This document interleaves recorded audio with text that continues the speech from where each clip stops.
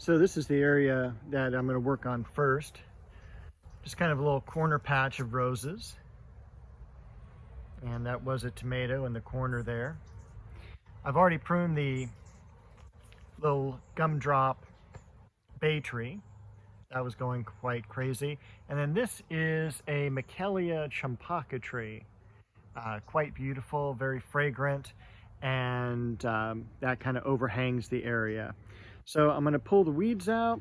I'm going to remulch the area, probably be pruning the roses sometime in early December, and fill in a couple perennials, maybe some conifers, and definitely add some color, probably some violas. All right, so it's been about 9 days since my first video, and this is the second one. Shows that I've cleared all the debris out from the roses. We have had a little bit of rain since that past video. And so for the next part, I'm going to be adding in mulch to the ground, build it up, especially over to the left here. You can kind of see it sunk down quite a bit. So I'm going to build up the soil, add some fertilizer to the area, and then I'm going to go ahead and mulch it with a cedar mulch on top, not rather than the mulch I mix in. And then I want to do an edging of bricks. So we will see how that looks. All right, so I have pretty well finished this section now. You can see the bricks and all the mulch that's been put on. The edging plants, we got some brachycomb here. And then this is a false heather in white. Normally it's a pink bloom, but I got some ones that are pure white. We still have a few blooms on Ingrid Bergman here.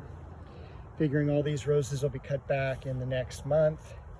Down here in between the roses, I do have some white lion daffodils that are going to come up.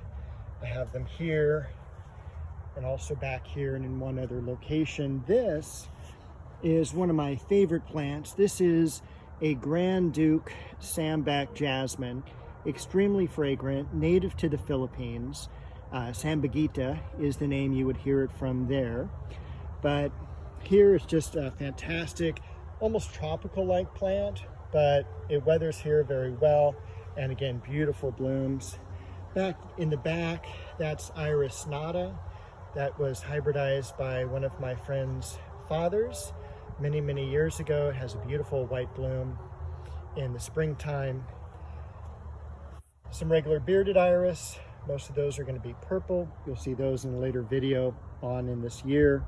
And just a few more roses, and then the very end of the bricks. The bricks didn't take as long as I think that I was expecting them to. Took about 3 hours to do that, and not too much back pain with that. Here I'm going to put an arborvitae, probably green emerald, and over here I'm going to put another of the Sambac Jasmines. I've got one other area here. I'm not quite sure what I'm going to put in there. Maybe a dwarf hinoki cypress would look cool. Maybe something variegated. I'm not sure. I also got this the other day at the nursery, and this is a clerodendron. And it's one of the cool kind of old-timey plants. Absolutely love it. Love the blooms on it. But I'm not sure if it's going to go here or not. And I kind of want to put in a dwarf mugo pine, kind of for that Oregon look. But anyway, there's the lollipop bay tree again. And so that's where I finish this up right now. The next video, we got to start working on this area over here. That is just, I don't even want to go there. There are roses in there. Yeah, so that's going to be my project for next month.